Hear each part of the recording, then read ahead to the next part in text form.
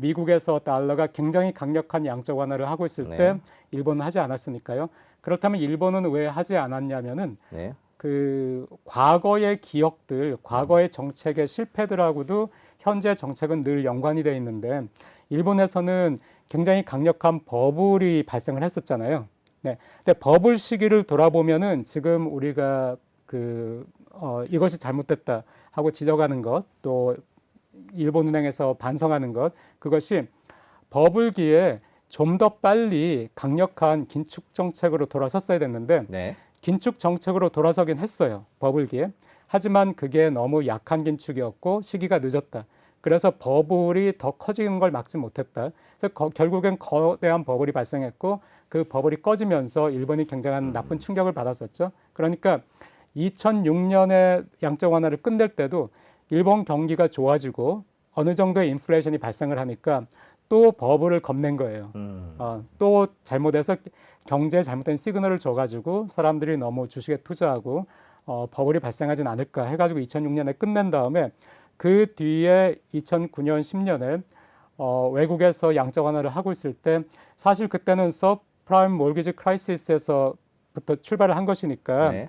은행들이 그 미국이나 유럽에 있는 은행들이 먼저 직격탄을 맞았죠. 네. 근데 일본은 아시아는 거기서 좀 떨어져 있었잖아요. 그러니까 중국 경제도 그 당시 미국 경제에 비해서는 그렇게 나쁘진 않았어요. 그게 또 한국에 도움이 됐고, 근데 일본 경제 같은 경우에도 직격탄을 맞은 것은 아니고 또 이미 양적 완화를 끝냈기 때문에 그때 양적 완화를 하진 않았어요. 금리는 계속해서 낮은 금리, 저금리 정책을 유지하고 통화 정책으로 굳이 본다면은 완화 정책을 쓰긴 했지만은 다른 나라들이 강력한 양적 완화를 하고 있을 때 일본은 하지 않았거든요. 그때도 다른 노선을 걸은 것이죠. 근데 그래서 어떤 일이 발생했냐면은 슈퍼 엔고가 발생을 했어요. 네. 달러당 뭐 결국에는 80엔도 꺾어버리고 뭐 70몇 엔, 70엔대로 갔었죠. 그래서 엄청난 슈퍼 엔고를 겪었는데 이 엄청난 슈퍼 엔고가 일본 경제는 되게 안 좋았어요. 왜냐면은 그때 일본 기업들이 많이 힘들었는데 이 슈퍼 엔고까지 겹치니까 일본 기업들은 대부분 대기업들은 국내 시장보다 해외 시장이 더 중요하거든요. 근데 이거를 자꾸 한국에서 수출로 오해하시는 분들이 있는데 일본 기업들은 뭐 도요타나 소니나 그런 기업들은 수출이 그렇게 중요하지 않아요. 물론 중요하지만은 해외에서 판매한다는 것이 국내에서 만들어서 수출을 해서 해외에서 판매하는 구조가 아니고 일본은 물론 국내에서 만들어서 해외로 판매하는 수출도 있지만은 그것보다 더 큰 것이 해외에서 만들어서 해외에서 판매하는 해외 생산, 현지 생산, 현지 판매거든요. 네. 이 구조로 기업들이 다 옮겨갔어요. 그런데 해외에서 1달러에 팔고 있는 거를 환율에 상관없이 1달러에 팔고 있던 것들이 엔화가 1달러당 80엔이었을 때는 1달러 수익을 내면은 그게 80엔이 되는데 일본에 올 때 해외에서 1달러 수익을 냈는데 그게 만약에 120엔이 되면 환율이 그럼 120엔이 되는 거잖아요. 네. 근데 지금 1달러를 벌어도 일본에 올 때는 겨우 뭐 70몇 엔밖에 안 되는 거예요. 그러니까 일본 기업들이 충격을 많이 받았고 그래서 되게 뭐 도요타도 그 당시 되게 어려웠고요. 네, 이런 경험들이 있었는데 이거를 강력하게 비판하고 나온 정치가가 아베였어요. 아, 네. 그러니까 이게 일본 은행의 실패였다고 아베가 얘기를 하면서 네.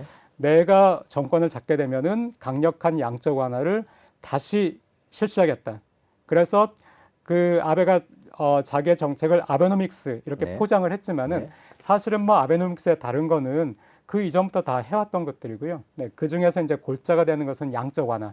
근데 일본이 세계 최초로 양적 완화를 했는데 그다음에 미국하고 유럽이 카피해서 했을 때 더 강력하게 했거든요. 그러니까 일본이 새롭게 아베가 이제 양적 완화를 하면은 우리도 굉장히 강력하게 해야 된다. 과거보다.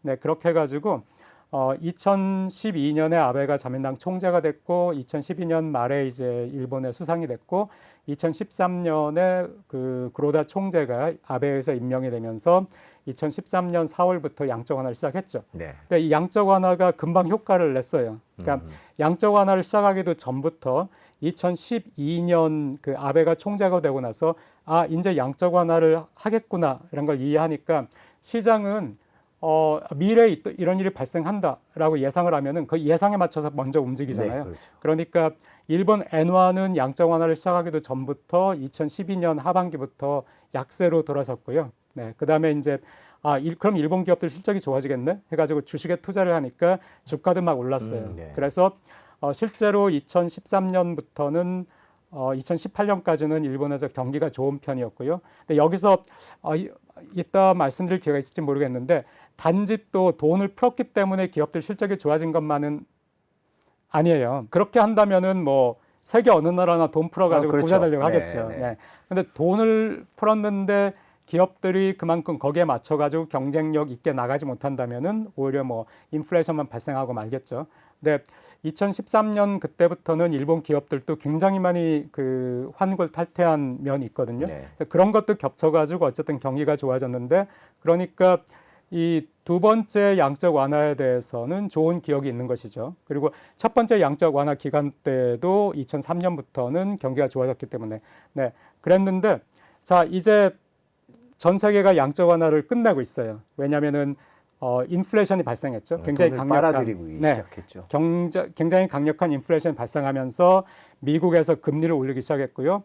금리를 올리니까 그 주가가 뭐 직격탄을 맞아가지고 전 세계 주식 시장에서 다시 또 주가가 떨어지기 시작했고요. 자, 그런데 그 굉장히 강력한 인플레이션이 미국에서만 발생한 것이 아니라 전 세계에서 발생하니까 결국 유럽에서도 이제 금리를 올리기 시작했고요. 또 한국도 마찬가지죠. 금리를 올리기 시작했고 하면서 중앙은행들의 가장 큰 이제 과제가 인플레이션을 잡는 게 됐거든요. 네, 이런 상황인데 자, 일본에서는 그렇다면은 똑같이 움직이려면은 다른 나라와 같은 굉장히 높은 인플레이션이 발생을 하면 일본도 당연히 여기서 어떻게 선택의 여지가 없이 금리를 올려야 되죠. 그런데 일본에서는 인플레이션이 작년에 연으로 치면은 한 3% 정도밖에 되지 않았거든요. 네. 이 3%가 보통 우리가 이상적으로 생각하는 인플레이션은 2%인데 그 3%는 충분히 중앙은행이 용인할 수 있는 그 인플레이션 수준이거든요. 네네. 그러니까 3%니까 금리를 움직여 가지고 인플레이션을 잡을 유인은 없어졌어요. 없어졌다기보다는 아직 강하지 않아요.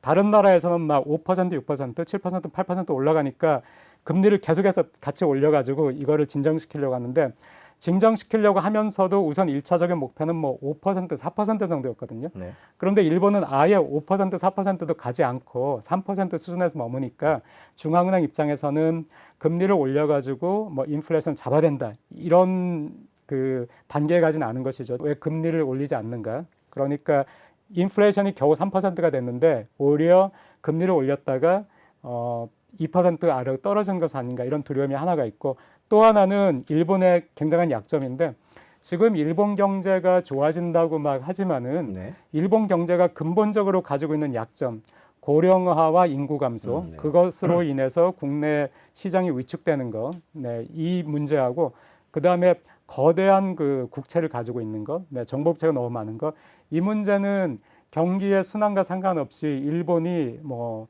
지병처럼 천형처럼 가지고 있는 것이거든요. 계속 일본 경제의 발목을 잡고 있는 이 문제는 없어지지 않았어요. 그런데 코로나 시기를 거치면서 국채는 정보부채는 더 늘어났잖아요. 또 문제가 이 양적 완화를 하면서 2013년부터 일본은행이 집중적으로 사들인 것이 10년물 국채거든요. 그러니까 10년 뒤에 그 만기가 와서 그때 이제 원금을 상환해야 되는 그 10년물 국채를 집중적으로 사들였는데 그러니까 정부도 10년물 국채를 집중적으로 발행을 한 거예요. 네. 10년물을 발행해서 돈을 빌렸는데 양적 완화 덕분에 금리가 거의 0%였잖아요. 그러니까 돈을 빌리면서 약정 금리를 0%로 하고 이자를 거의 내지 않으면서 10년 뒤에 원금만 상환하는 구조로 해가지고 돈을 빌린 거예요. 근데 그게 2013년에 시작을 한 것이잖아요. 그러면은 10년 만기가 돌아온 게 올해잖아요. 2013년에 발행한 국채는. 네. 그동안 이자는 안 내거나 거의 안 냈는데 네. 이제 만기가 되면은 갚아야 되잖아요. 네. 또 2014년에 발행한 것은 2024년이면 또 갚아야 되고요. 그러니까 갚아야 될 만기가 돼서 상환되는 국채는 계속해서 들어올 거예요. 네네. 들어오는데 아시다시피 지금 일본의 그 정부는 계속해서 재정 적자거든요. 그러니까 그렇죠. 만기 상환돼서 오는 정부채를 갚을 능력이 없어요. 갚으려면 또 빌려야 돼요. 일본의 구조는 돈을 빌려가지고 만기가 온 정부채를 갚는 그 롤오버하는 구조로 돼 있으니까 또 빌려야 되는데 이번에 만약에 금리가 오르면 금리가 뭐 장기 금리가 10년물 국채 금리가 1%가 된다. 그렇게 한다면은 이제 10년물 국채를 다시 발행하면서 10년 동안 약정 이자를 1%로 해야 되는데 그럼 지금까지는 내지 않던 이자를 앞으로 10년 동안은 매년 1%를 내는 거잖아요. 네. 이게 만약에 내년에 금리가 2%가 된다 아니면 3%가 된다. 그럼 내년에 발행하는 또 10년물 국채는 매년 2% 3% 이자를 줘야 되잖아요. 지금까지 10년 동안 안 주던 이자를. 그러면 정부 재정도 어려운데 지금 뭐 반도체니 뭐니 해가지고 계속해서 정부에서 돈을 많이 쓰고 있죠. 거기다가 국방비까지 증액을 한다고 하고 정부 돈 쓸 일이 많은데 국채에 대한 이자까지 네. 그렇게 새로 내야 되면은 그 부담이 대단하잖아요.